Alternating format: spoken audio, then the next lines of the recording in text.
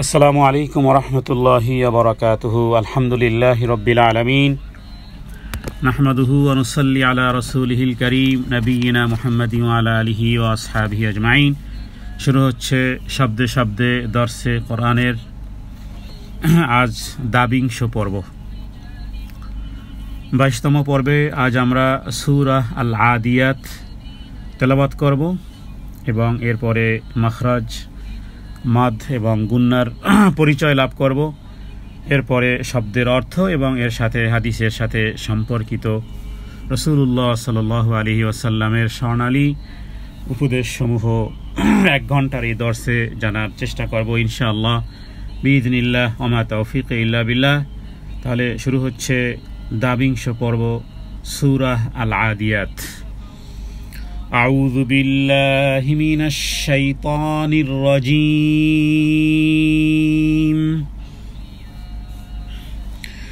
بسم الله الرحمن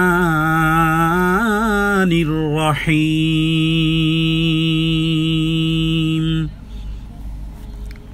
سورة العاديات والعاديات ضبحا। খুব গভীর মনোযোগ সহকারে হৃদয়ের কান দিয়ে যদি আমরা শ্রবণ করি, আল্লাহ তাআলা আমাদের হৃদয়ে গ্রথিত করে দিবেন এবং রহমত করবেন ইনশাআল্লাহ। ওয়াল আদিয়াতি দবহা। ওয়াবের উচ্চারণ ২ ঠোঁটের মধ্যখান থেকে, আইনের উচ্চারণ গলার মধ্যখান থেকে। আরবিতে মোট কয়েকটা মাত্র অক্ষর আছে, ৫ থেকে ৬টার মতন, যেগুলোর শুদ্ধ উচ্চারণ যদি হয়ে যায় গোটা কোরআনুল কারীম শুদ্ধ হয়ে যাবে ইনশাআল্লাহ। এর মধ্যে আইনের একটি উচ্চারণ, কারণ এগুলো কখনোই বাংলাতে এটার প্রতি শব্দ লেখা যায় না। অনুরূপভাবে দবহা, দদের উচ্চারণ এরকমের। ওয়াল আদিয়াতি দবহা। এখানে খেয়াল করুন, টানের ক্ষেত্রে আইনের উপরে খাড়া জবর আর দিয়াতে ইয়ার উপরে খাড়া জবর। তো ওয়াল আদিয়াতে এখানে এই শব্দে মাত্র ২টি টান পেয়েছি। আর দবহা এখানে দব, এটাকে কলকলা করতে হবে, কারণ বা জিম দাল তোয়া কফ যখন সাকিন থাকবে তখন তার একটা প্রতিশব্দ উচ্চারিত হবে, দব দব। আর এরপরে হা, হা এখানে মূলত যদিও দেখাচ্ছে ২ জবর, কিন্তু যখন কোথাও থামা হয়, যখন অক্ফ করা হয়, তখন সেটা ২ জবর, সেটা ১ জবর হিসেবে কাউন্টডাউন হয়। তাহলে যদি ১ জবর হয় তাহলে কিন্তু ওই কায়দাটি এসে উপস্থিত হয়, যেই কায়দাটি আমরা পড়েছি, আলিফ সাকিন ডানে জবর, আলিফ সাকিন ডানে জবর, ইয়া সাকিন ডানে জের, অ সাকিন ডানে পেশ, খাড়া জবর খারাজের উল্টো পেশ। এইগুলো ১ আলিফ পরিমাণ ৬টি মাদ। মাদ শব্দের অর্থ হলো টানা বা লম্বা করা। টেনে টেনে পড়াকে বা টানকে আরবিতে বলা হয় মাদ। মাদ শব্দের অর্থ হলো লম্বা করা। তাহলে ১ আলিফ পরিমাণ টেনে পড়ার এই মাদগুলো আমরা জেনে নিলাম। এর বাইরে কাওয়ায়েদের বাইরে কোথাও আমরা যেন টান না দিই। ও শব্দের অর্থ এবং, আর আদিয়াত, আদিয়াত শব্দের অর্থ হলো বা এখানে অ মানে এবং, কিন্তু এখানে আমরা বলেছি যেমন অল আসর, অল আসর মানে সময়ের কসম। এখানে ওয়াও মানে হলো কসমিয়া, ওয়াও এ কসমিয়া বলা হয়, যেই ওয়াও দ্বারা কসম উঠানো হয়।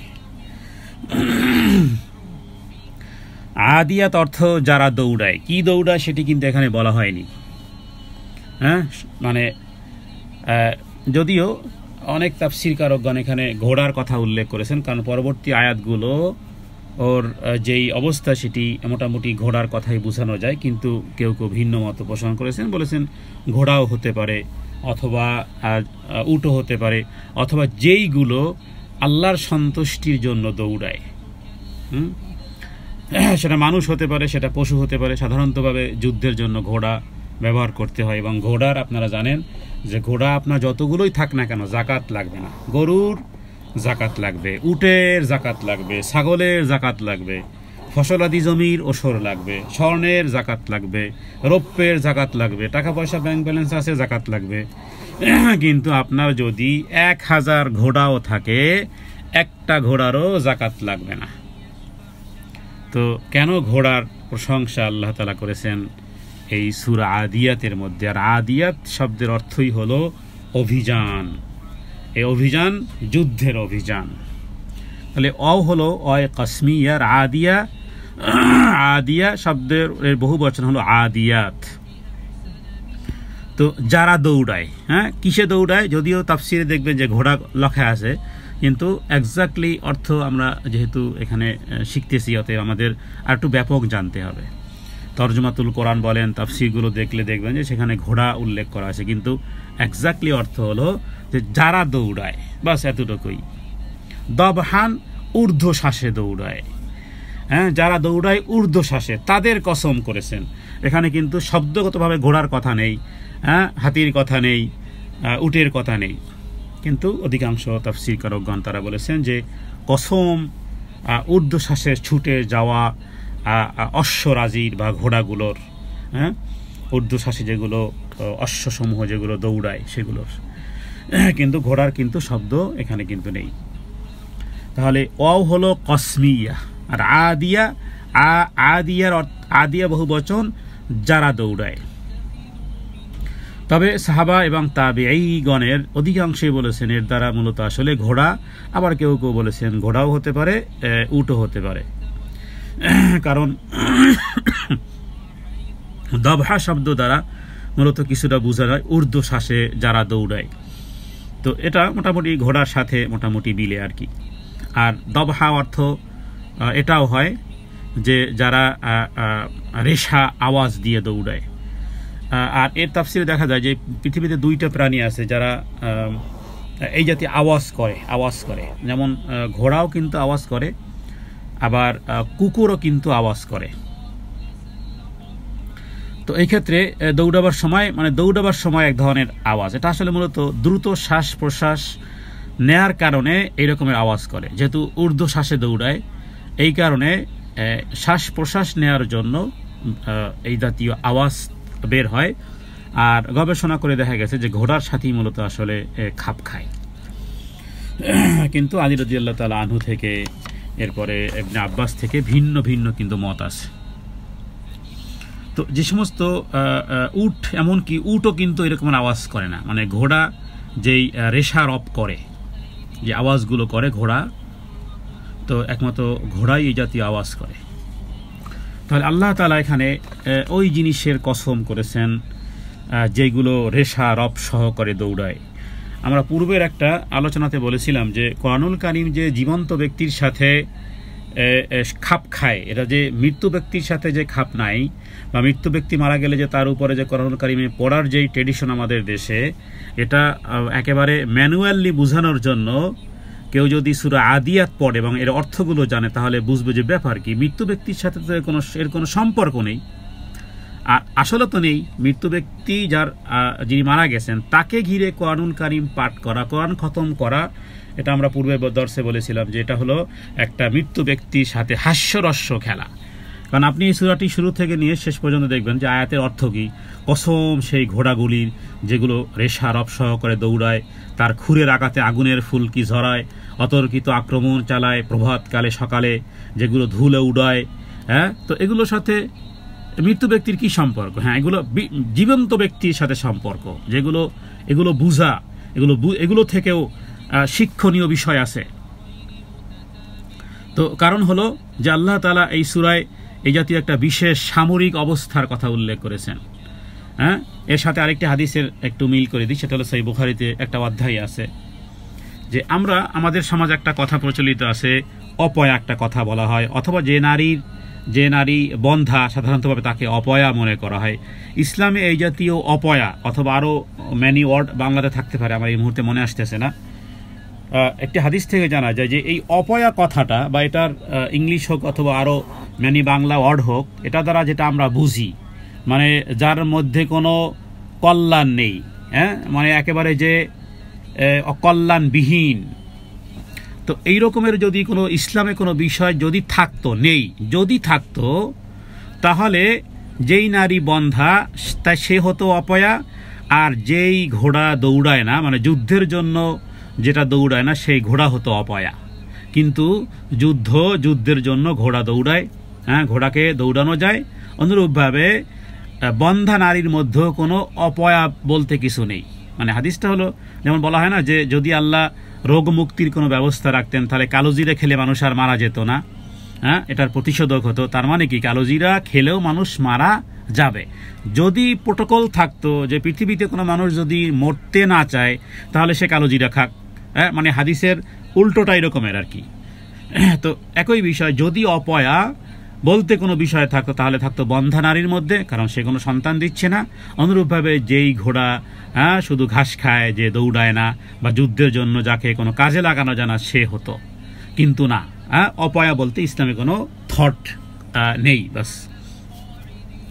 তো এখানে আল্লাহ তাআলা বিভিন্ন বস্তুর মধ্য থেকে আল্লাহ তাআলা এখানে প্রায় আমরা এই আয়াতগুলো পড়ব, মোটামুটি 5টি জিনিসের কসম করেছেন আল্লাহ তাআলা।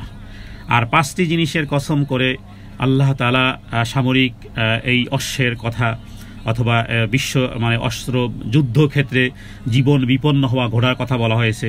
কারণ এখানে ঘোড়া কে সৃষ্টি করেছেন? আল্লাহ তাআলা সৃষ্টি করেছেন। মানুষ কি দেয়? মানুষ শুধু একটু ঘাস পানি দেয়। তো এতটুকু কৃতজ্ঞতায় একটা ঘোড়া যুদ্ধের ময়দানে তার আরোহী নিয়ে কাফেরদের অভ্যন্তরে ঢুকে পড়ে, নিজের জীবনের কোনো তোয়াক্কা সে করে না। ডানে বামে সে যেই দিকে জিম ধরে ডানে বামে চালাবে, যেই দ্রুত গতিতে চালাবে, সেই ইঙ্গিতের অপেক্ষা করে থাকে। ঘোড়া শুধু মালিকের ইঙ্গিতের অপেক্ষা করে থাকে, জীবনের কোনো সে তোয়াক্কা করে না। আল্লাহ তাআলা বুঝিয়েছেন যে দেখো, একটা ঘোড়া যা আমি বানিয়েছি, শুধুমাত্র তুমি দাও ঘাস পানি, মানুষের সৃজিত নয়, বরং জীবন উপকরণের সব কিছুই, এই ঘাসও আল্লাহ তাআলার, পানিও আল্লাহ তাআলার, কিন্তু নিজের জীবনকে সাক্ষাৎ বিপদের মুখে ঠেলে দেয়, হ্যাঁ, কঠোরতর কষ্ট সহ্য করে। অথচ মানুষের প্রতি লক্ষ্য করো, আল্লাহ তাআলা তাকে এক ফোঁটা তুচ্ছ বীর্য থেকে সৃষ্টি করেছেন, হ্যাঁ, মা এবং বাবার লজ্জাস্থানের সংমিশ্রণের দিয়ে সৃষ্টি, এক ফোঁটা বীর্য থেকে সৃষ্টি করেছেন। তারপরে শক্তি দিয়েছেন, বুদ্ধি দিয়েছেন, চেতনা দিয়েছেন, পানাহারের সামগ্রী দিয়েছেন, আসবাবপত্র দিয়েছেন, মান সম্মান ইজ্জত আবরু কি না দেন নাই। অথচ মানুষ, একটা ঘোড়া একটু ঘাস আর পানি পেয়ে নিজের জীবনকে ঠেলে দেয়, অথচ মানুষ কত অকৃতজ্ঞ। এই বিষয়গুলো মৃত্যু ব্যক্তির সাথে সম্পর্ক নয়, এটা এভরি পার্সনের সাথে জড়িত। আপনাকে আমাকে আজ থেকে বুঝতে হবে যে আসলে একটা ঘোড়া, হ্যাঁ, আপনি একটা ঘোড়া কেন, আপনি অন্যান্য বিষয়গুলো আনা যায়। এই জন্য তো আল্লাহ ঘোড়ার কথা বলেননি। অল আদিয়াতি দাবহার নিয়ে যদি 1000 পৃষ্ঠার বই লেখা হয় তবুও শেষ হবে না, এই কারণে যে যেই জিনিসই, আপনি সেটা ঘরে বিড়াল হোক, আপনি একটা কুকুরকে একদিন রুটির টুকরা খাওয়ান না, পরের দিন আপনাকে দেখলে ঘেউ ঘেউ করবে না। আপনি আপনার ঘরের বিড়াল বলেন, অথবা আপনার যাবতীয় যেগুলো আপনি লালন পালন করেন, আপনার ঘরের মুরগি হতে পারে, আপনি খাবার দেন, দেখবেন যে তার সাথে আপনার একটা সখ্যতা গড়ে আছে। তো আল্লাহ তাআলা ঘোড়ার কথা বলেছেন এই কারণে যে জীবন দেয়, ঘোড়াগুলো জীবন দেয়, আর কোনো অনুগ্রহ না। হ্যাঁ, অন্যান্য প্রাণী জীবন হয়তোবা দিতে চাইবে না, সেটা কুকুরই বলেন না কেন, কুকুরের প্রভুভক্তি আছে, কিন্তু নিজেকে আগে সেভ করবে, হ্যাঁ, কোথাও সেভ করবে, তারপরে ডাকাডাকি করবে। কিন্তু ঘোড়া হলো এমন এক প্রাণী, একেবারে প্রপারলি সে জীবন দিয়ে দিবে। এই কারণে উলামায়ে কেরামগণ বলেছেন যে এইটাই হলো মূলত আসলে ঘোড়ার কথা এই কারণে উল্লেখ করা হয়েছে যে জীবন দেয় রবে তার প্রভুর জন্য, মানে তার মালিকের জন্য। আর আল্লাহ তাআলা 5বার কসম করার পর এরপরে আল্লাহ তাআলা ষষ্ঠ আয়াতে বলেছেন যে মানুষ কত অকৃতজ্ঞ, মানুষ কত বড় অকৃতজ্ঞ। তো এটা মোটামুটি এই 5টি আয়াতের একটা সংমিশ্রণ বোঝানো হলো। এরপরে আমরা দ্বিতীয় আয়াতের তেলাওয়াত এবং অর্থ করতেছি। দ্বিতীয় আয়াত, ফালমুরিয়াতি কদহা, ফালমুরিয়াতি কদহা, ফালমুরিয়াতি, মু কেন টান? অসাকিন ডানে পেশ। রিয়াতি কেন টান? ইয়ার উপরে, সরি, এখানে খাড়া জবর পাওয়া গেছে, ইয়া বলা দরকার নেই, কারণ খাড়া জবর পাওয়া গেছে। তাহলে ফাল মুরিয়াতি কদহা, কদ এখানে কলকলা, দাল সাকিন পাওয়া গেছে এবং হা কেন টান, আলিফ সাকিনের জবর। তাহলে এই আয়াতের মধ্যে মোট 3টি টান আছে। ফাল মুরিয়াতি কদহা, ফা শব্দের অর্থ হলো অতঃপর। ফা শব্দ দ্বারা সার্টেনলিও বোঝায়, কোথাও কোথাও ফায়ের অর্থ হলো যে একেবারেই সার্টেনলি, খুবই তাড়াতাড়ি বা এখনই ঘটবে এরকমের বোঝানো হয়, অথবা ফা দ্বারা অতঃপরও বোঝানো হয়। আর মুরিয়াত, মুরিয়াত শব্দর অর্থ হলো যেগুলো বিচ্ছুরিত হয়। মুরিয়াত মানে বিচ্ছুরিত হয়, বহির্প্রকাশ হয়। আর কদহা শব্দের অর্থ হলো যে আগুনের ফুলকিকে কদহা বলা হয়, যেটাকে অগ্নি স্ফুলিঙ্গ, মানে দ্বিতীয় আয়াতে মোটামুটি ঘোড়ার বিষয়টা বোঝা হয়। এই কারণে যে ক্ষুরাঘাত থেকে দৌড়ানোর কারণে অগ্নি স্ফুলিঙ্গ ছড়ায়, এবং এখনও যারা ঘোড়া পালে তারা যারা ঘোড়া পালে আমি নিজেই দেখেছি যে ঘোড়ার যে পা আছে ওই পায়ের মধ্যে এক ধরনের লোহার বাট পড়ানো হয়। সেটা ওই কালেও হতো, ওই যুদ্ধের সময়, যুদ্ধকালীন ঘোড়াকে তো বাট পড়াই লোহার এক ধরনের, আমরা যেমন পায়ে জুতো পরি ঠিক লোহার এক ধরনের বাট পড়ানো হয়। তো এটা খুবই ইজি, কারণ ঘোড়ার যে পায়ের যে খুর আছে এটা আমাদের নখ কাটার মতন, আমি নিজেই দেখেছি যে নখ কাটার মতন কাটা যায়, এটা ব্যথা পায় না। আমরা যেমন নখ কাটলে ব্যথা পাই না, ঘোড়ার খুরগুলো এরকমের কেটে কাটা যায়, ব্যথা পায় না। তো ওইগুলো ওই খুরগুলো কেটে ওই লোহার বাটগুলো বসিয়ে দেওয়া হয়। তো স্বাভাবিকভাবেই খুরের ঘর্ষণে যখন দৌড়ায় সেটা যদি শক্ত কিছু হয় তো আগুনের মানে অগ্নি বিচ্ছুরক, একজন এই ক্ষুরাঘাতে অগ্নি বিচ্ছুরক হয় বা অগ্নি স্ফুলিঙ্গ ছড়ায়। তো কদহা শব্দের অর্থ হলো আগুনের ফুলকি। তাহলে ফা মানে অতঃপর, মুরিয়াত মানে বিচ্ছুরিত প্রকাশ হয়, কদহান তার পদধ্বনি থেকে, তার মানে তার ক্ষুরাঘাতে অগ্নি স্ফুলিঙ্গ ছড়ায়। দেখুন যেই দৃশ্যগুলো আল্লাহ তাআলার প্রিয়, এই যে দৃশ্যগুলো আল্লাহর প্রিয়, এই দৃশ্যগুলো আল্লাহর প্রিয়, এই যে যুদ্ধের ময়দানে ঘোড়াকে প্রস্তুত করা এবং এই ঘোড়ার যে অ্যাক্টিভিটিগুলো আল্লাহ তাআলার পছন্দ বিধায় আল্লাহ তাআলা এই কথাগুলো বলেছেন এবং কসমও করেছেন। আল্লাহ তাআলা কসম করেছেন। এই কসমের উদ্দেশ্য কি? অ্যাটেনশন। আপনাকে আমাকে 5 বার কসম করে আল্লাহ তাআলা একটা কথা বলবে, যেটা ষষ্ঠ আয়াতে আমরা পড়ব ইনশাআল্লাহ। তাহলে এখানে ফাল মুরিয়াতি কদহান, অগ্নি নির্গত হওয়া, যেমন চকিমুকি পাথর ঘষলে ঘষলে বা দিয়াশালাই দিয়ে আমরা যে অগ্নি নির্গত করি এটাকে কদহান বলা হয়, আঘাত করা। মেজবাতির ওই যে দিয়ে যে যখন মেজবাতির মধ্যে যখন দিয়াশালার মধ্যে যখন আগুন তৈরির জন্য যেটা করা হয় এটাকে আরবিতে কদহান বলা হয়, কদহান বা কদাহা।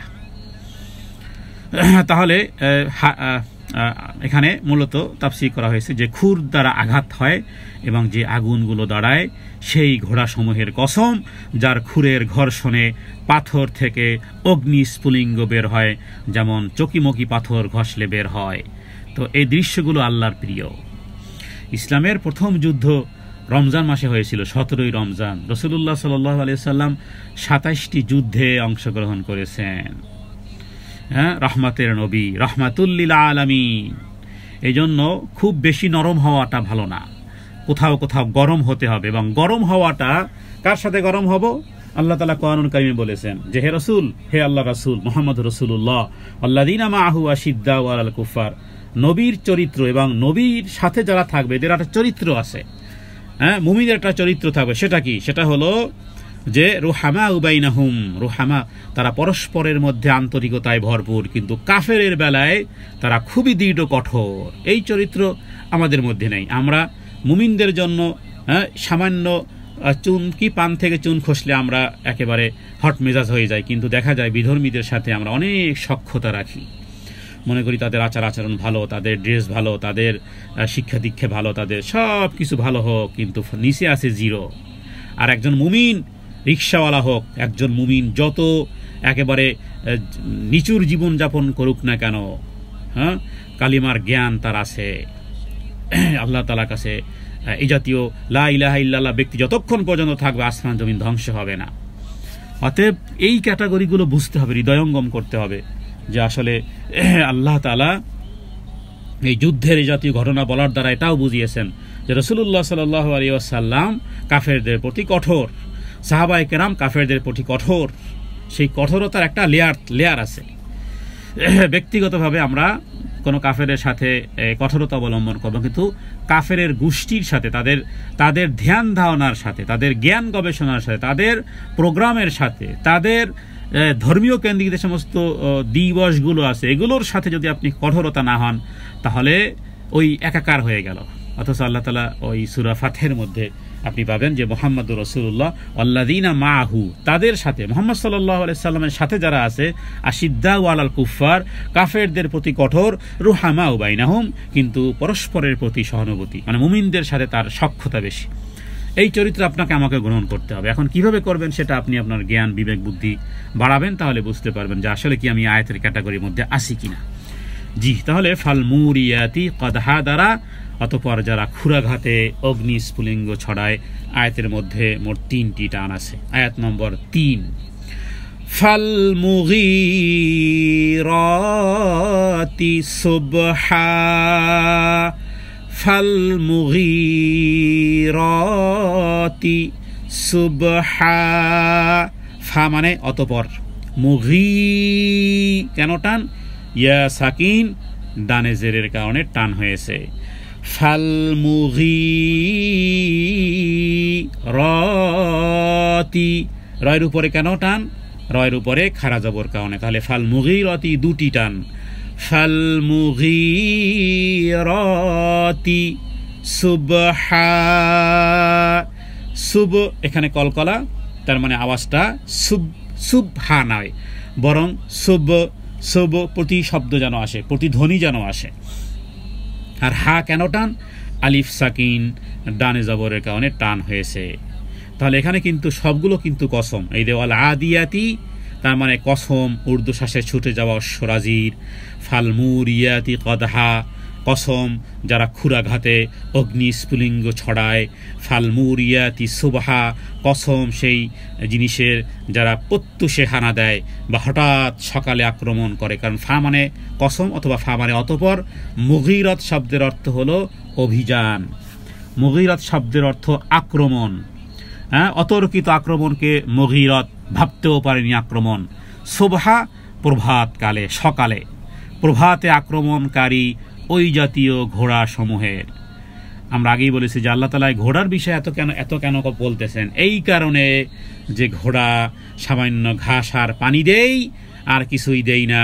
জীবনটা যুদ্ধের ময়দানে সে দেওয়ার জন্য কিভাবে করে সে রেশা রেশা আওয়াজ করে কি দ্রুত গতিতে কাফেরদের অভ্যন্তরে ঢুকে যায়, জীবনের মায়া করে না।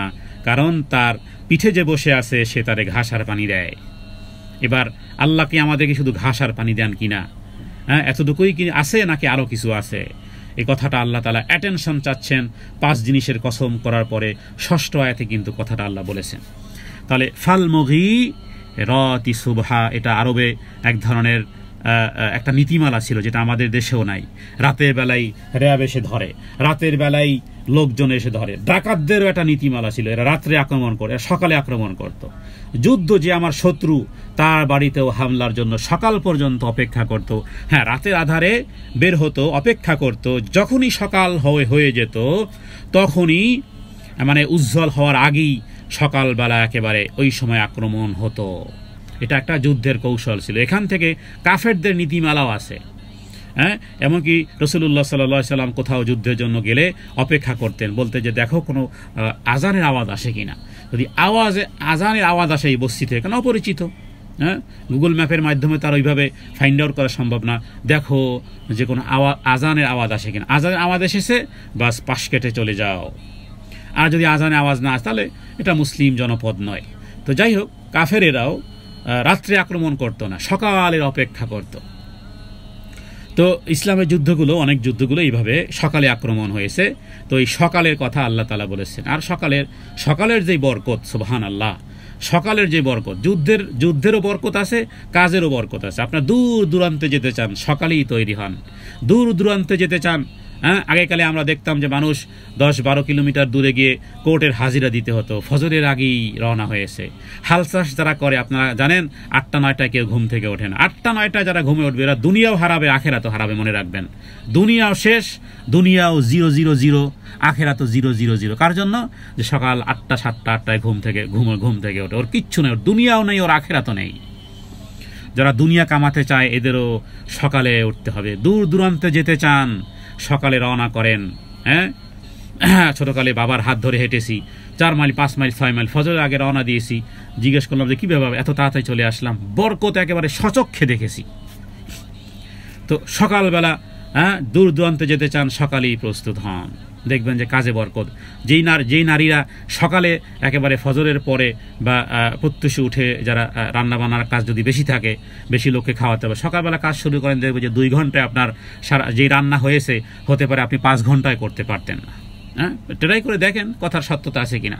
তো আখেরাতে যারা কামাতে চায়, এই জন্য ফজরের আজানের পরে ঘুমানো নিষেধ। যতই ট্রাভেলিং করেন, যতই সফর করেন না কেন, একেবারে টায়ার্ড হয়ে গেছেন, চেষ্টা করেন সূর্য ওঠার আগ পর্যন্ত তাসবিহ তাহলিলের মধ্যে থেকে এরপরে ঘুমান, যদি ট্রাভেলিং থাকেন ইত্যাদি।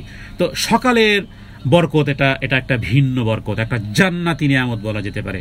সেটা আপনি দুনিয়ার জন্য ব্যবহার করেন, আহলান ওয়া সাহলান, আখিরাতের জন্য ব্যবহার করেন, আহলান ওয়া সাহলান। তাহলে এখানে এই সকালের কথা বলা হয়েছে।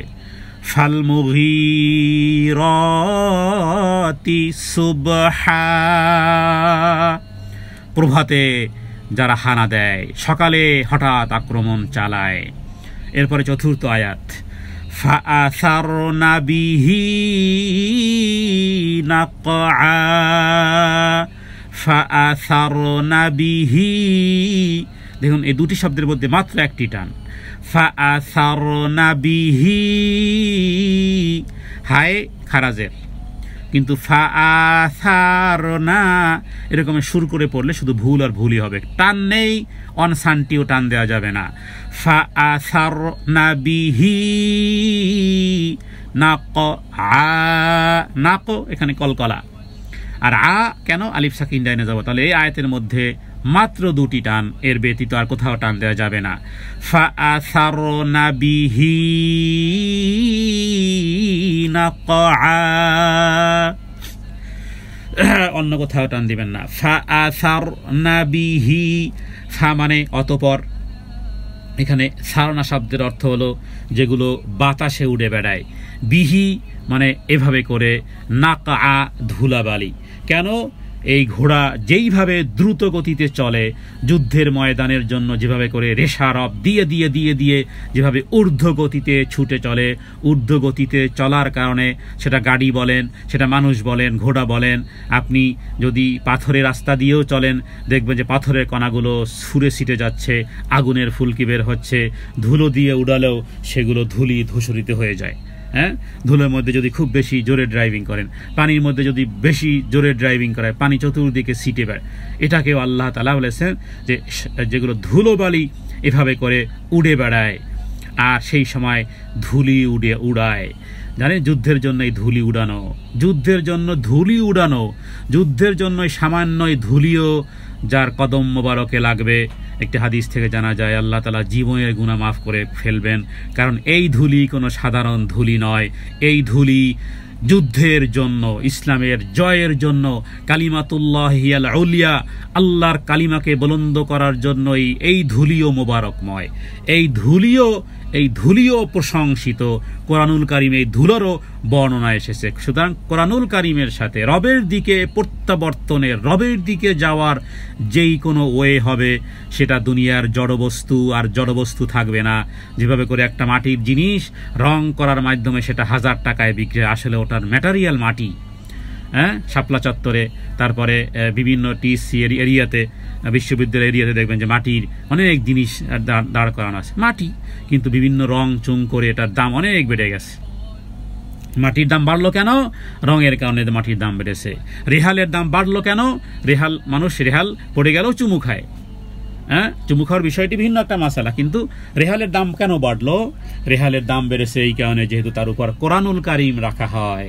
সুতরাং কোরআনের সাথে যারা লাগবে এদের দামও বাড়বে। যুদ্ধের ময়দানের সাথে যারা লেগেছে এদের জীবনে সব গুনাহ মাফ হয়ে যায়। যারা শহীদ হয় আল্লাহ তাআলা তাদের জীবনে সমস্ত গুনাহ মাফ করে দেন, ইল্লা দাইন, ঋণ ব্যতীত। বাস ঋণটা শুধু মাফ হবে না, এছাড়া যুদ্ধের ময়দানে শহীদের সব মাফ। সুতরাং যে সমস্ত ধুলি উড়ো হয় রবের সন্তুষ্টির জন্য, এই ধুলিরও প্রশংসা আল্লাহ করেছেন। এরপরে তাহলে এই আয়াতে আমরা টান পেলাম এবং অর্থ জানলাম। ফা মানে অতঃপর, আসারনা শব্দের অর্থ হলো উড়ানো বা চতুর্দিকে ছড়িয়ে ছিটিয়ে যায় যেগুলো। বিহি মানে এভাবে, ধুলোবালি। বিহি মানে যুদ্ধের সাথে বা এই ঘোড়ার সাথে সম্পর্কিত। আর নাকা, নাকা শব্দের অর্থ হলো যে ধুলোবালি। যুদ্ধের ময়দানে ধুলোবালিরও প্রশংসা হয়েছে, কারণ এই ধুলোবালি সাধারণ কোনো ধুলোবালি নয়। পঞ্চম আয়াত, এই 5টি আয়াত বলার পরে ষষ্ঠ আয়াতে কিন্তু আল্লাহ তাআলা এই 5 জিনিসের কসম করার পরে যে জিনিসটি আপনি আমাকে বলবেন, আল্লাহ তাআলা আমাকে বলবেন, সেই বিষয়টা হৃদয়ঙ্গম করতে হবে। আয়াত নম্বর 5, ফাওয়াসাতনা বিহি জামআ। এটা হলো একেবারে ঘোড়ার সর্বশেষ যে জীবন দিচ্ছে। এবার ঘোড়া কিন্তু জীবন দিচ্ছে। ফাওয়াসাতনা বিহি জামআ, ফা মানে অতঃপর অথবা কসমিয়া। অসাতা, অসাতা মানে মধ্য, যেমন অসৎ। অসৎ শব্দের অর্থ হলো মধ্যখান, মধ্যখানে। যেমন বলা হয় খৈরুল উমুরি আওসাতুহা, খৈরুল উমুরি মানে মধ্যবর্তী জিনিস উত্তম। হ্যাঁ, মধ্যবর্তী জিনিস, মধ্যম। কখনো কখনো আমাদেরকে মধ্যম পন্থা অবলম্বন করতে হবে, কখনো কখনো মধ্যম পন্থা অবলম্বন। এবং মধ্যম পন্থা আপনি অবলম্বন করেন, জীবনে অনেক বিপদ আপদ থেকে বেঁচে যাবেন। হ্যাঁ, তবে কোনো কোনো জায়গাতে আপনাকে ভালো স্পিকার হতে হবে, কোথাও কোথাও ভালো লিসনার হতে হবে। বাট এছাড়া মোটামুটি মধ্যম পন্থা, মধ্যম জীবনযাপন, মধ্যম ওয়ে অবলম্বন। খুব একটা সংকীর্ণতাও না, আবার খুব একটা প্রাচুর্যতাও না, মধ্যম। তার মানে মধ্যমটা মোটামুটি সব জায়গায় চলে। আপনি কখনো রাস্তায় ড্রাইভ করলেও মধ্যম রাস্তায় যদি থাকেন তাহলে রাইট টার্ন আর লেফট টার্ন, এগুলো নেওয়া সহজ, কারণ আপনি একটা মধ্যম ওয়ে আছেন। ইমিডিয়েটলি, খুব সার্টেনলি বা খুব সহজেই আপনি রাইট লেফট করতে পারবেন। অথবা একটা নিরাপদ। যারা টু ফাস্ট ড্রাইভ করে তারা ফাস্ট ট্র্যাক, যারা একেবারে লেস তারা লাস্ট ট্র্যাক। তো মধ্যম পন্থায় আপনি আছেন। তো এই মধ্যম, অসতা মানে মধ্যম। তার মানে ঘোড়া কাফেরদের মধ্যে ঢুকে যায়, যেখানে শুধুই কাফের, যারা আমাকে চতুর্দিক থেকে কেটে ফেলতে পারে। অথচ ঘোড়া বুঝার পরেও সে এই শত্রু দলের মধ্যে ঢুকে পড়ে। অসতা মানে মধ্যম। বিহি মানে ওই ঘোড়ার সাথে সম্পর্ক বা যুদ্ধের সাথে সম্পর্ক। জামা মানে জমার বহুবচন, যেখানে কাফেরের গোষ্ঠী একত্রিত হয়ে আছে মুসলমানদের বিরুদ্ধে, সেখানে ডাইরেক্ট ঘোড়া ঢুকে পড়ে। অতঃপর এর দ্বারা শত্রু দলের ভিতরে ঢুকে পড়ে। এই যে ভিতরে কথাটা অর্থ হলো অসতা। অসতা মানে মধ্যম বলেছি আমি। অথবা শত্রু দলের অভ্যন্তরে ঢুকে পড়ে। এভাবে মানুষ নিজের শক্তি সামর্থ্য ও আল্লাহর এক অতি বড় নেয়ামত, খুব বড় ধরনের নেয়ামত ঘোড়াকে এই জাতীয় কাজে মানুষ ব্যবহার করতে পারে। অপরের সম্পদ লুণ্ঠন অথবা অন্যায়ের প্রতি জুলুম ইত্যাদির কাজেও ব্যবহার করা হয়। কারণ শত্রুদের যে ঘোড়া আছে সেগুলো তো মুসলমানদের অভ্যন্তরে ঢুকে পড়বে। তার মানে ওই ঘোড়াটা, যেই ঘোড়াটা শত্রু দলের বা কাফেরের, ও কিন্তু একই ধর্ম পালন করতেছে। কারণ ওর মালিক ওকে ঘাস আর পানি দেয়, যত্ন করে, বাস এবার সে মালিক। কারণ এগুলো পশু, এগুলোর হিসাব নেই, এগুলো আল্লাহ মাটি করে ফেলবেন। হ্যাঁ, যদি কোনো পশুকে যদি আঘাত করে, ছাগলকে আঘাত করেছে, গরুকে আঘাত করেছে, আল্লাহ তাআলা কিয়ামতের দিন এই সবলটাকে দুর্বল বানাবেন, দুর্বলটাকে সবল করবেন। এরপরে বলবেন যে সেই প্রতিশোধ নিয়ে নাও। এরপর বলবেন কুনতু তুরাবা, যাও মাটি হয়ে যাও। কাফেররা দেখে বলবে হ্যাঁ, যদি ঘোড়া আর গরু ছাগল আর এইভাবে পশু পক্ষী হতাম তাহলে তাদেরও বিচার হবে। একটা ছাগলের যদি বিচার হয়, আপনার আমার বিচার হবে না? কি ভেবেছেন? এখানে অসতা মানে শত্রু দলের মধ্যে ঢুকে পড়ে। ফাওয়াসাতনা, কোথাও টান নেই। বিহি একটা টান আছে খারাজের কারণে। আর জামা আলিফ সাকিন ডাইনে জবর। তাহলে আয়াতের মধ্যে মোট 2টি টান।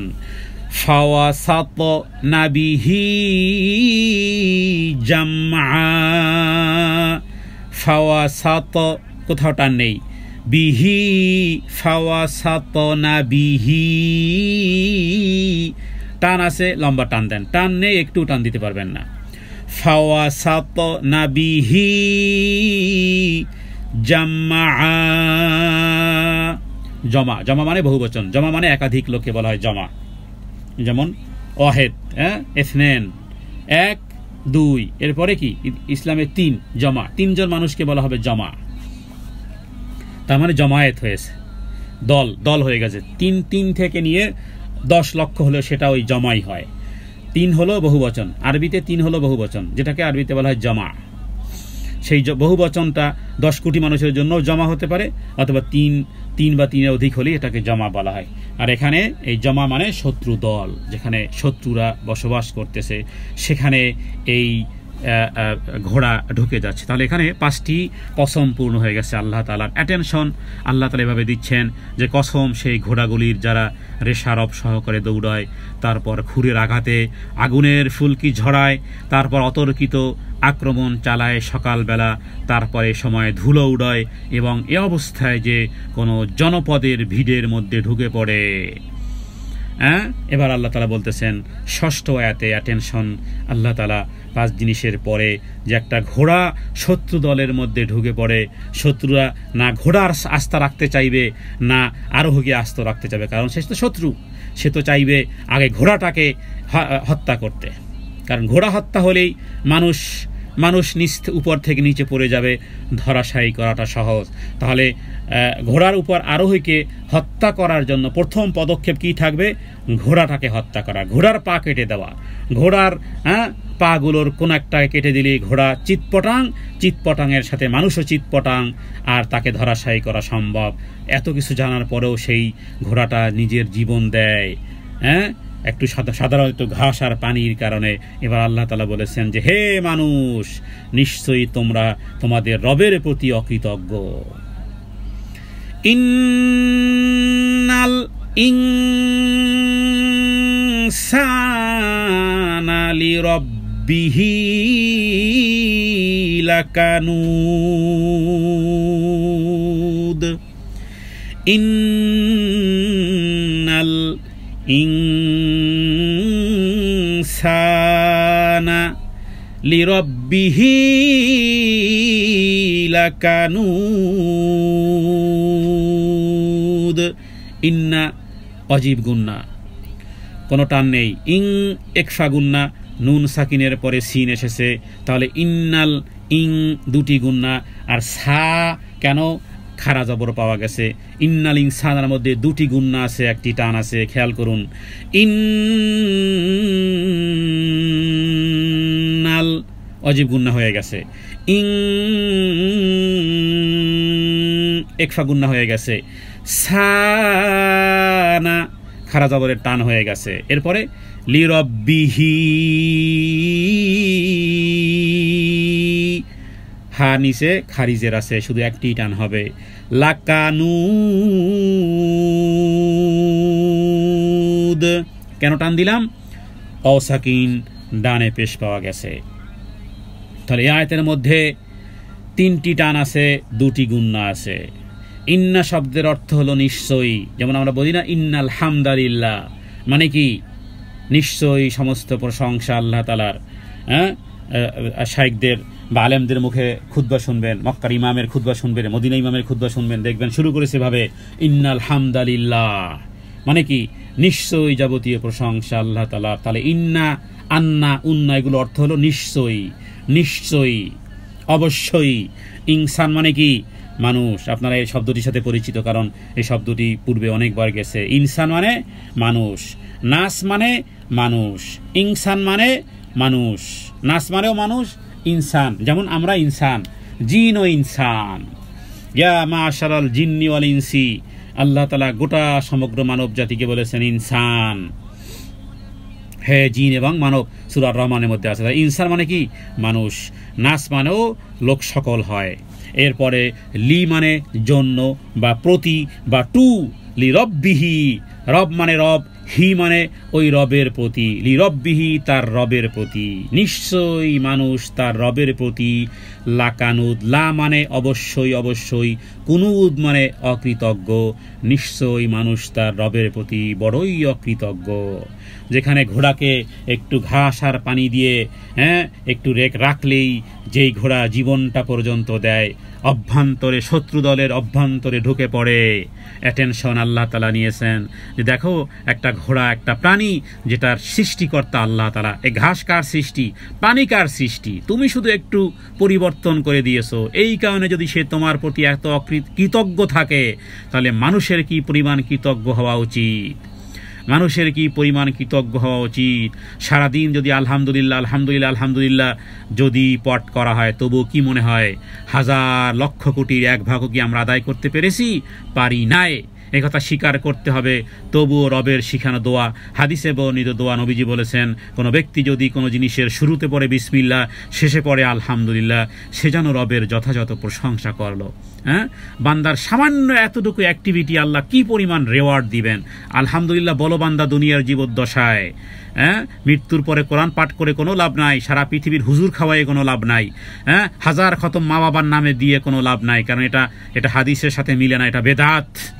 জীবদ্দশায় তিনি যদি একটু আলহামদুলিল্লাহ বলতে পারতেন, কিয়ামতের দিন মিজানের পাল্লা আল্লাহ ভারী করে দিবেন। কারণ হাদিসের মধ্যে নবীজি বলেছেন আলহামদুলিল্লাহ তামলাউল মিজান।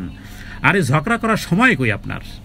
আপনি যদি কমন সেন্স না হন, যদি জ্ঞানী হন, ঝগড়া করার পরের পিছনে লাগার, অন্যের দোষ খোঁজবার, সার্চিং করার সময়টা কোথায় আপনার? আমি তো রবের প্রশংসা আদায় করে শেষ করতে পারি না। সুবহানাল্লাহ, আলহামদুলিল্লাহ, আল্লাহু আকবার, লা ইলাহা ইল্লাল্লাহ, এগুলো আমার জন্য বৃদ্ধি হবে। যেদিন বৃদ্ধি হওয়ার দিন শুরু হবে সেদিনই পাবো। তো এখানে সময় কই আমার? আমি তো তসবিহ তাহলিল পড়েই কুল পাই না। সারাদিনের 3 তসবিহ কি পাঠ করেছি কি? প্রত্যেক সালাতের পর 33 বার আলহামদুলিল্লাহ, 33 বার আল্লাহু আকবার, 33 বার লা ইলাহা, এগুলো পাঠ করেছি কিনা? কিন্তু অন্যান্য সাবজেক্টে আমি 100 পেয়ে বসে আছি, যেই সাবজেক্টগুলো কিয়ামতের দিন আমার লজ্জার কারণ হবে। লাকানুত, আপনি আমি লাকানুত, আমরা লাকানুত, গোটা মানব জাতি লাকানুত, মানে অকৃতজ্ঞ। এখন অকৃতজ্ঞতাকে মাথায় নিয়ে কিভাবে এই অকৃতজ্ঞর মধ্যেও ক্যাটাগরি থাকবে।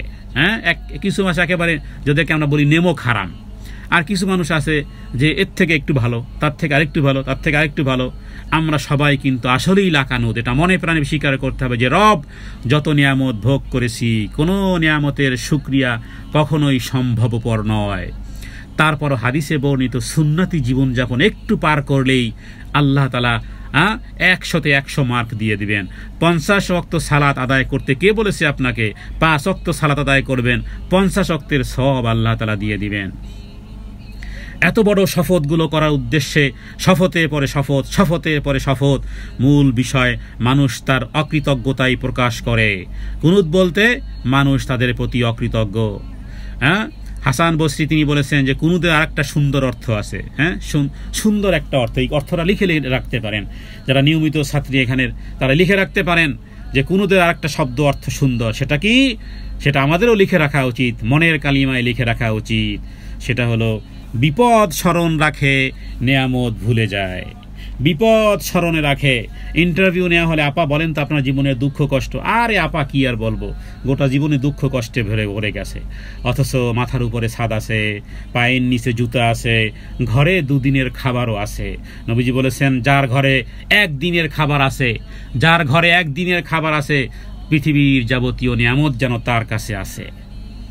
তো এই কারণে কুনুদের একটা অর্থ যে বিপদ স্মরণ রাখে, নিয়ামত ভুলে যায়। আমরা যেন বিপদকে স্মরণ না রাখি, নিয়ামত যেন স্মরণে রাখি। কেউ যদি জিজ্ঞেস করে আপা কেমন আছেন, বলবেন যে আলহামদুলিল্লাহ, অনেক ভালো রেখেছেন। তারপরে আপা শুনছিলাম যে এইরকমই বিপদে ছিলেন। আর এটা তো সামান্য জিনিস, এটা কিছুই না, বাস পার হয়ে গেছে, আল্লাহ বিপদ থেকে রক্ষা করেছেন। এইভাবে ডাইভার্ট করে দেন, এইভাবে কনভার্টেড করেন, তাহলে কুনুত থেকে বের হতে পারবেন।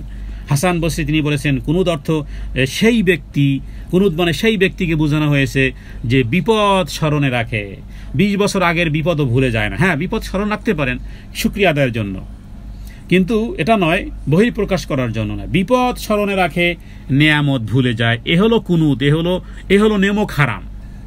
আমি খারাপ কোনো শব্দ বললে মাফ করবেন, মানে বোঝানোর জন্য যে আমরা স্বাভাবিকভাবে যে সমস্ত গালিগুলো দেই যে নেমক হারাম মানে কি, একটু নুন খেলি, হ্যাঁ, এতটুকু গুণগান তার গাইলি না, যার নুন খাইলি তার তো গুণগান গাওয়া উচিত।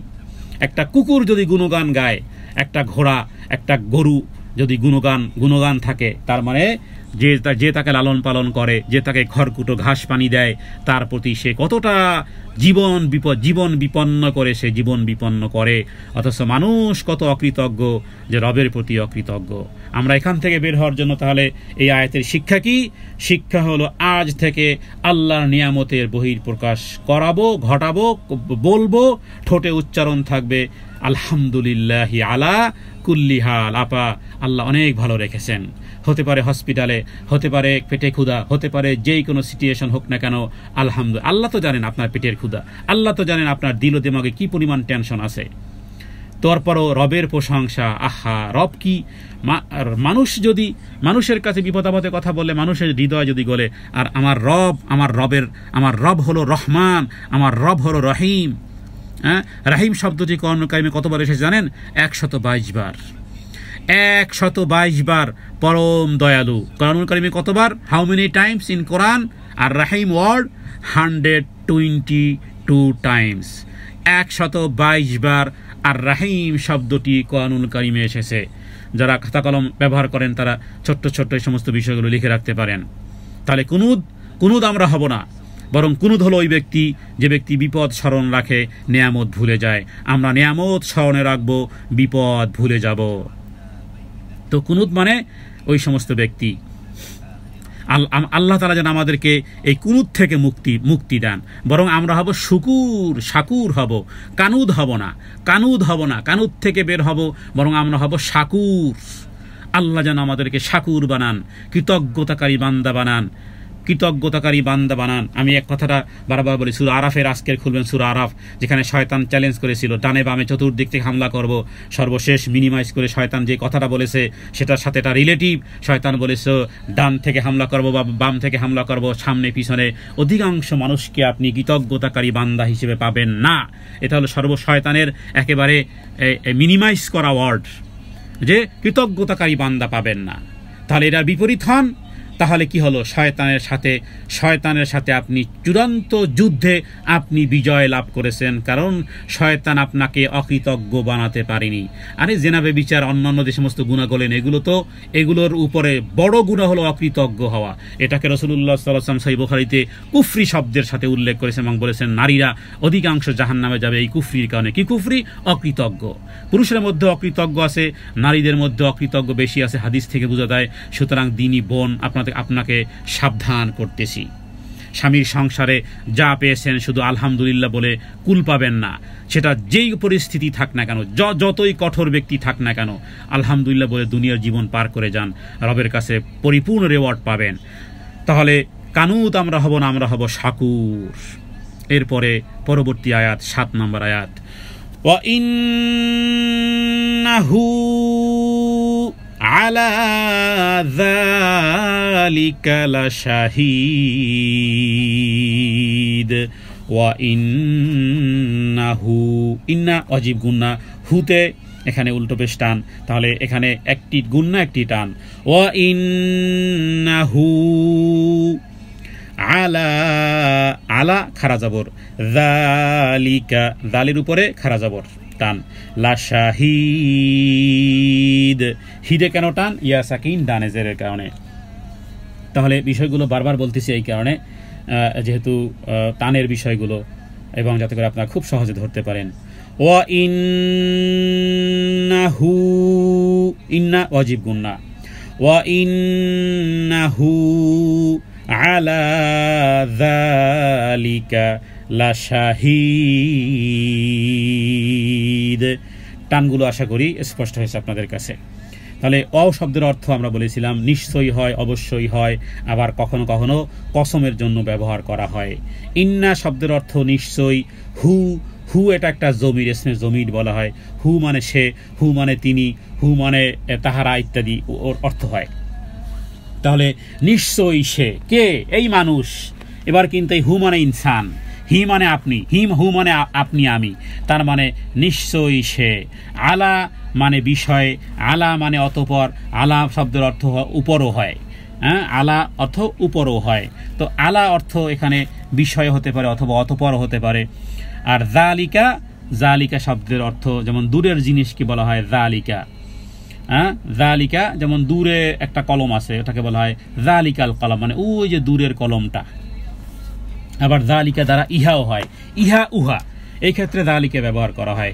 আর আরবির গ্রামার অনুযায়ী যালিকা বলতে দূরের জিনিসকে বোঝানো হয়, আর হাদা দ্বারা কাছের জিনিসকে বোঝানো হয়। হ্যাঁ, হাদা মানে এটা, আর যালিকা মানে উহা। তো উহা কথাটা যেহেতু বাংলাতেও আমরা বুঝি, উহা বলতে একটু দূরের জিনিসকে বোঝানো হয়। তবে যালিকার অর্থ কিন্তু উভয়টাই হতে পারে, কারণ মৃত্যু, মানুষ যখন মারা যায় তখন রাসূলুল্লাহ সাল্লাল্লাহু আলাইহি ওয়াসাল্লাম সম্পর্কে জিজ্ঞেস করা হয় আল্লাযী হাযার রাজুল। হ্যাঁ, কেউ কেউ এই জন্য বেদাতিরা অর্থ বুঝে না, এরা মনে করে যে নবীকে কবরে মনে আনা হবে না। হাদা মানেও দূরে বোঝানো হয়, যালিকা বলার দ্বারাও কাছেও বোঝানো হয়। আরবি হলো এমন এক গ্রামার, এমন এক আরবি শব্দ, এমন এক ভাষা, নেগেটিভ পজিটিভ, ইসবাত এবং নফি, ইতিবাচক নেতিবাচক অ্যাট এ টাইমে বোঝায়। এই ব্যাপকতা এই গভীর সমুদ্র আরবি ভাষার মধ্যে আছে, যা পৃথিবী অন্য কোনো ভাষার মধ্যে নেই। যেমন আমরা বলেছি হারাম মানে সম্মানিত হয়, হারাম মানে নিষিদ্ধ হয়। তো যালিকা দ্বারা কাছেও বোঝানো হয়, দূরেও বোঝানো হয়, যখন যেখানে অর্থ মুরাদ দেওয়া উদ্দেশ্য হবে।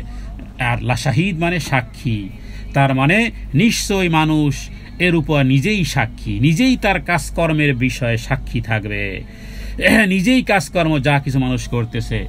হ্যাঁ, ওয়া ইন্নাহু আলা যালিকা লা শাহিদ, আর মানুষ সে নিজেই নিজের কর্ম সম্পর্কে নিজেই সাক্ষী থাকবে।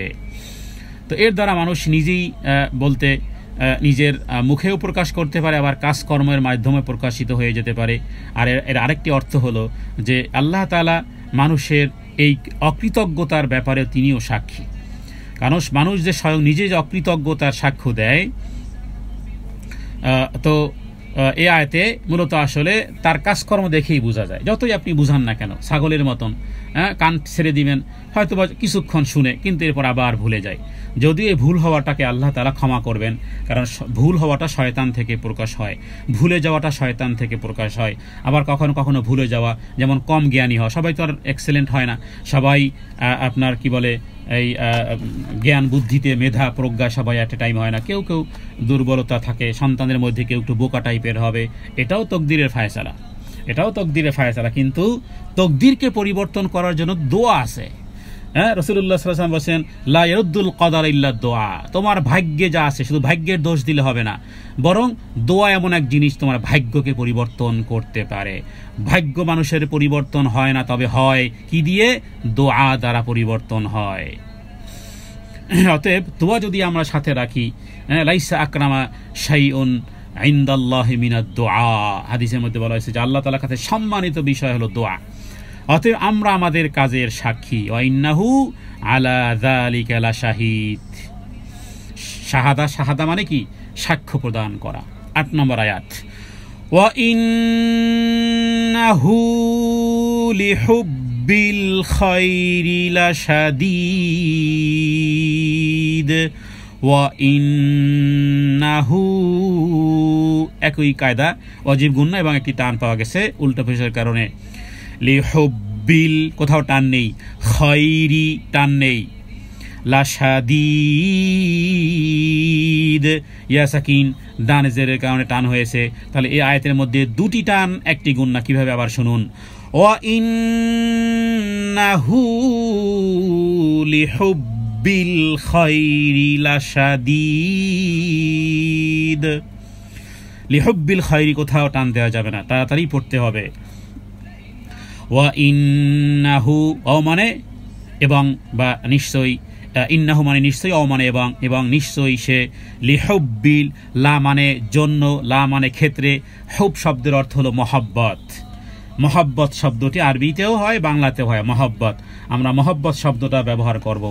হ্যাঁ, রাসূলুল্লাহ সাল্লাল্লাহু আলাইহি ওয়াসাল্লামের প্রতি আমাদের মহব্বত আছে, কখনো ভুলে বলবো না এশকে রাসূল। এশকে রাসূল, ফেশকে রাসূল এগুলো হলো বেদাতি শব্দ। এশক শব্দটি স্বামী স্ত্রীর সাথে মেলে, এটা নবীজির সাথে মেলে না। এশকে রাসূলের কথাটাই ভুল, আজ থেকে এশকে রাসূল শব্দকে তালাক দিবেন, বরং কি বলবেন? হব্বে রাসূল, কোরআনুল কারীমের শব্দ। হব শব্দের অর্থ হলো মহব্বত। এশক এগুলো হলো প্রেম প্রীতির কথা।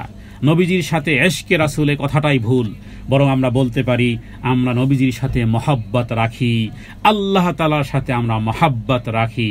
মহাব্বা এই শব্দটি একটি পূর্ণ শব্দ, কোরআনিক শব্দ এবং একটা পবিত্র শব্দ। সুতরাং বাংলা যা তাই খুশি যেন আমরা ব্যবহার না করি। মহব্বত যেহেতু বাংলাতে ব্যবহার হয়, তো মহব্বত ব্যবহার করবেন। লিহুব্বি মানে মহব্বত। খাইর, এখানে খাইর শব্দের অর্থ ওলামায়ে কেরামগণ করেছেন, খয়রের একাধিক অর্থ আছে, তবে এখানে ধন সম্পদের কথা বলা হয়েছে। লা শাদীদ মানে লা মানে অতঃপর বা তাকিদ, লামে তাকিদ বোঝানো মানে অবশ্যই অবশ্যই, তাহলে লাম দ্বারা অবশ্যই বোঝানো হয়। লা শাদীদ, শাদীদ মানে হলো শক্ত, মানে বড়ই প্রবল। ওয়া ইন্নাহু লিহুব্বিল খাইরি লাশাদীদ। এখানে আল্লাহ তাআলা মানুষের এক ধরনের চরিত্রের কথা বলেছেন, যেই চরিত্র মানুষের মধ্যে আছে, তবে যারা ঈমান এনেছে তাদের এই চরিত্র অবশ্যই, এই চরিত্র থেকে তারা বের হতে পারবে। সেটা হলো যে মানুষ ধন সম্পদের লোভে সে এতটাই প্রবল, ধন সম্পদের প্রতি অবশ্যই সে এতটাই আসক্ত, বা ধন সম্পদের ভালোবাসায় এতটাই মত্ত। কোনো কোন মানুষ আছে যে জীবন চলে যায় যাক, তারপরও মাল ছাড়বে না, সে মাল ছাড়বে না। তো এতটা বেশি মালের প্রতি মহব্বত থাকবে, যেহেতু এটা আমাদের জীবন উপায় উপকরণ। কারণ মাল দিয়ে আমরা আখেরাতও কামাতে পারি, খারাপ কাজও দুনিয়াও কামানো যায়, দুনিয়াও কামানো যায় মাল দিয়ে, আবার আখেরাতও কামানো যায়। অতএব মাল একটা এমন একটা জিনিস, যেমন দুটি অর্থ হতে পারে, যে সম্পত্তির কারণে সম্পদের আসক্তির কারণে মানুষ প্রচণ্ড কৃপণ, এটা কিন্তু কন্ডেম।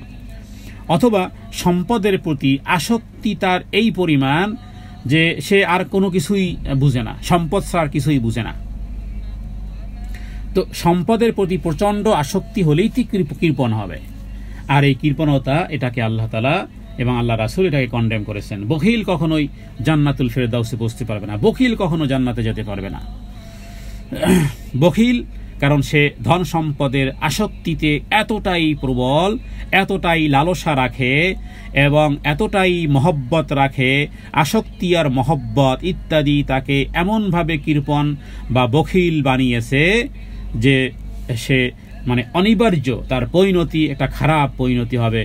এই কারণে আল্লাহ তাআলা এটা চান না, আল্লাহ তাআলা এইভাবে চান না মানুষের কাছে। অতএব এই জাতীয় স্বভাব থেকে বের হয়ে আসতে হবে। তবে যারা দান সদকা করে, যাকাত আদায় করে, এরা আশা করা যায় যে এই আয়াত থেকে তারা বাঁচতে পারবে। নিশ্চয়ই মানুষ ধন সম্পদের প্রতি খুবই মহব্বত, কারণ সে জানে এখানে যদি দেই আখেরাতের একটা ইনভেস্টমেন্ট ব্যাংক আছে, আখেরাতের একটা ব্যাংক আছে। দেখবেন আপনি গোটা কোরআনুল কারীমের, কোরআন এবং হাদিসকে পুরোটাকে যদি আপনি সার্চিং করে দেখবেন যে আল্লাহ তাআলা আর শরীয়তে কোনো ভায়োলেশন হলেই পেনাল্টির ব্যবস্থা রেখেছেন। কসম করেছেন ওকে 10 জন মিসকিনকে খাওয়ান, বউকে কেউ মা বলে ফেলেছে, জেহারের ফায়সালা, ওকে 60 জন মিসকিনকে খাওয়াও। তারপরে শরীয়তের যে সমস্ত ভায়োলেশনগুলো শরীয়তে মানে শাস্তি নির্ধারণ করা হয়েছে, সেগুলোর ক্ষেত্রে দেখবেন যে ধন সম্পদ বের করার কথা বলা হয়েছে। তা সেগুলো কারা খাবে? সেগুলো আপনাকে বের করতে হবে, আল্লাহর সন্তুষ্টির জন্য গরিবদের মধ্যে বিলি করতে হবে।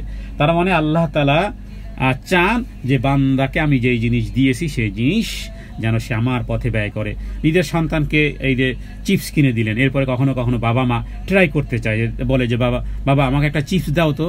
তো কোনো বাচ্চা আছে দিতে চায় না। যেই বাচ্চা দিতে চায় তো মা বাবা খুশি হয় কিনা যে চিপস কিনে কে দিল, বাবাই কিনে দিল চিপস বাচ্চাকে। এই বাচ্চাই আবার বাবা যখন চাইলো যে আমাকে একটা চিপস দাও, তো বাবা কি খাওয়ার জন্য চেয়েছে? বাবা তো দেখতে চেয়েছে যে আসলে আমার বাচ্চাটা আমার প্রতি কতটা ভালোবাসা ব্যক্ত করে। আল্লাহ তাআলা ধন দিয়েছেন, সম্পদ দিয়েছেন, মাল দিয়েছেন, সব কিছু দিয়েছেন। আবার কখনো কখনো তিনি যদি নেন, এই বিষয়ে যদি আপনি আপনার কিপ ইন ইউর মাইন্ড যদি আপনি রাখতে পারেন, তাহলে ওই নারীর মতন হবেন যেই নারীর কথা হাদিসে পাওয়া যায়। স্বামী যুদ্ধে গিয়েছিল, আমি শুধুমাত্র আকার ইঙ্গিত দেব যে স্বামী যুদ্ধে গিয়েছিল, 2টি সন্তান ছিল, মারা গিয়েছে।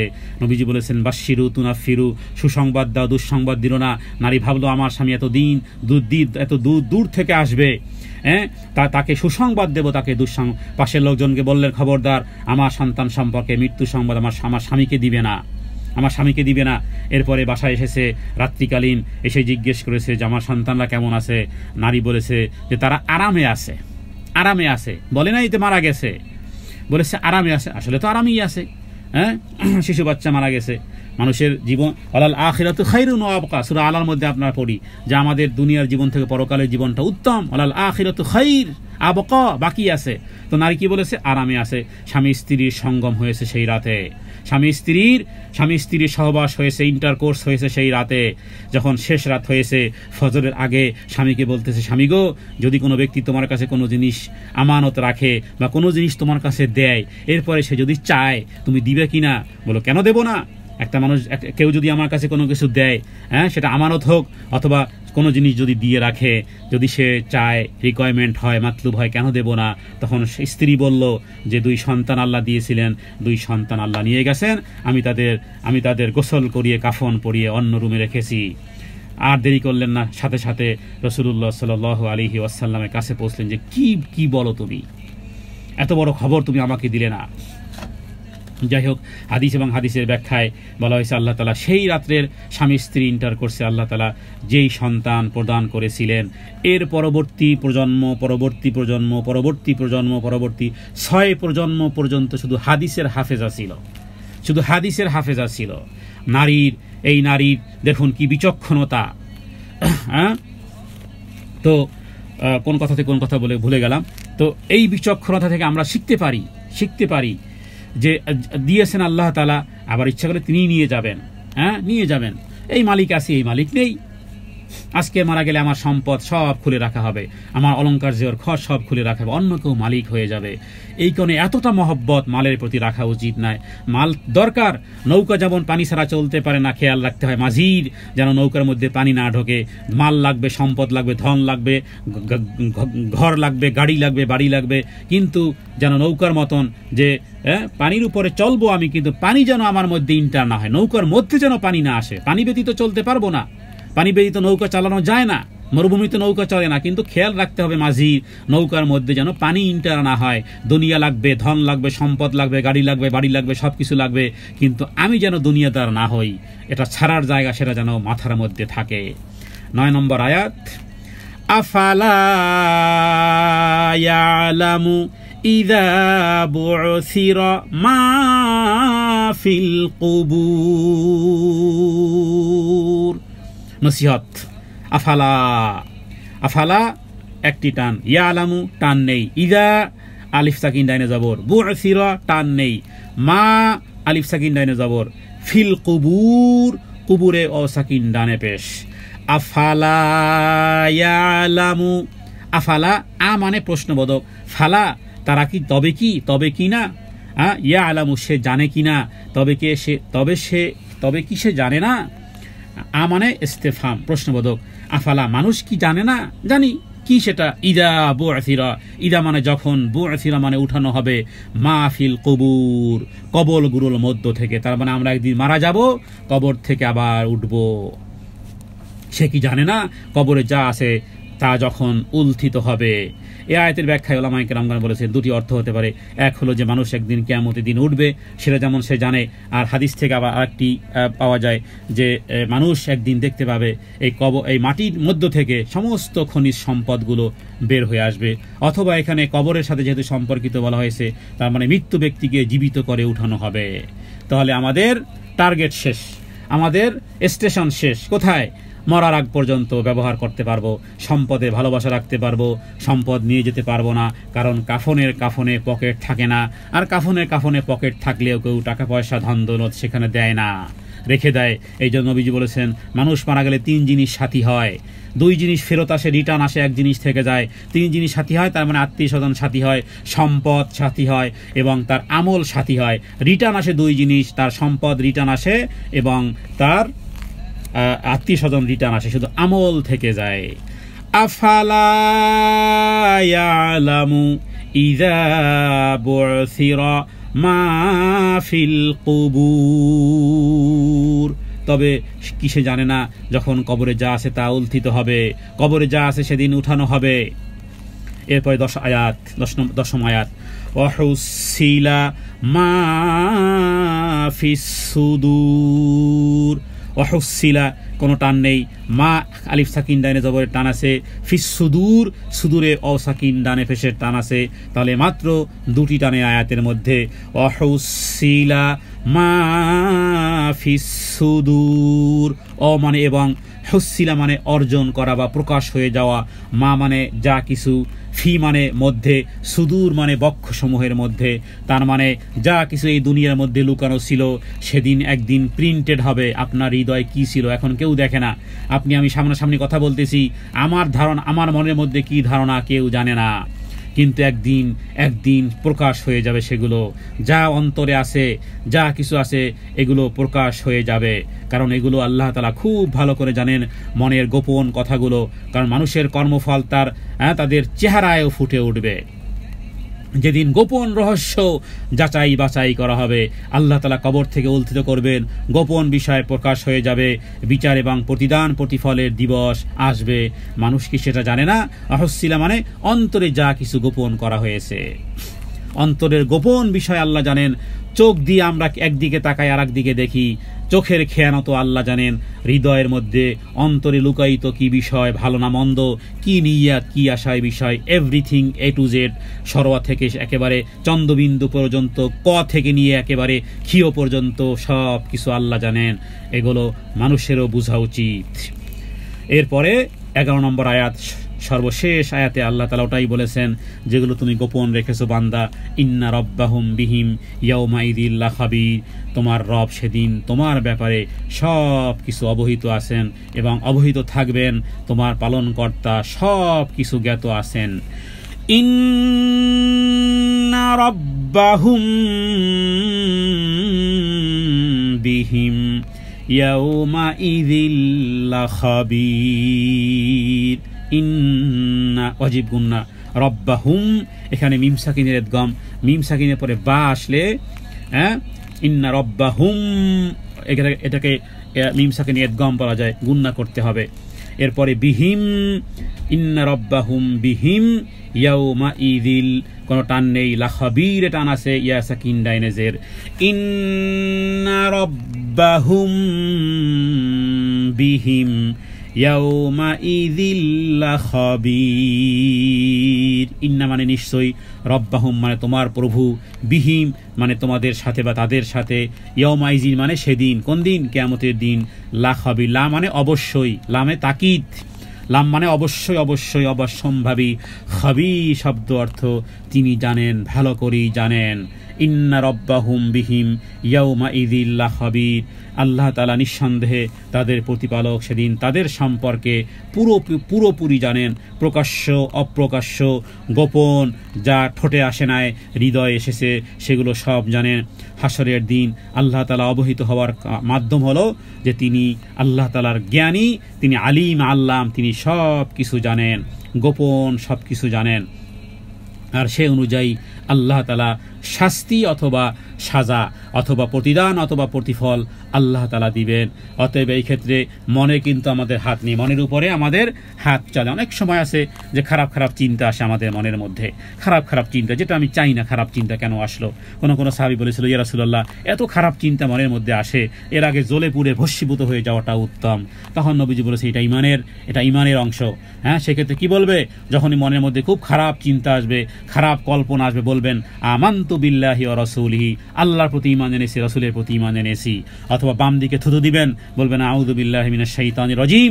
আর আরেকটি দোয়া পড়বেন, বলবেন আল্লাহুম্মা ইয়া মুকাল্লিবাল কুলুব সাব্বিত কলবি আলা দীনিক। এই দোয়া পড়বেন, ইয়া মুকাল্লিবাল কুলুব, হে হৃদয়ের অন্তরের পরিবর্তনকারী আল্লাহ, সাব্বিত কলবি, আমার হৃদয়কে স্থির করে দেন, আলা দীনিক, আপনার দ্বীনের প্রতি। আল্লাহ তাআলার কাছে আমরা দোয়া করি এই সূরা থেকে অনেক কিছু বিষয় শিক্ষা আছে। আল্লাহ তাআলা যেন আমাদেরকে শিক্ষা গ্রহণ করা তৌফিক দান করেন। যে সমস্ত বিষয় কন্ডেম করা হয়েছে তা থেকে যেন বাঁচতে পারি, যে সমস্ত বিষয় মাতলুব করা হয়েছে আমরা যেন সেই হক রবকে দিয়ে করতে পারি, এবং মালের প্রতি ওই রকমের মহব্বত থেকে যেন বাঁচতে পারি। মালকে ব্যবহার করব আখেরাতের পাথেয় হিসেবে, আখেরাতের ইনভেস্টমেন্ট বাড়াবো ইনশাআল্লাহ, যা চক্ষু বন্ধ হওয়ার পরই আল্লাহ তাআলার কাছে পেয়ে যাব। আল্লাহ তাআলার কাছে প্রার্থনা করি, হে আল্লাহ, কোরআনের নূর দ্বারা আমাদের হৃদয়কে মুনাওয়ার করে দেন। হাযা মিন্নি ওয়াল ইলমু ইনদাল্লাহ, আল্লাহু আ'লামু বিস-সাওয়াব। সাল্লাল্লাহু আলা সাইয়্যিদিনা মুহাম্মাদিন নবিয়্যিল উম্মি ওয়া আলিহি ওয়া সাল্লাম। আসসালামু আলাইকুম ওয়া রাহমাতুল্লাহি ওয়া বারাকাতুহু।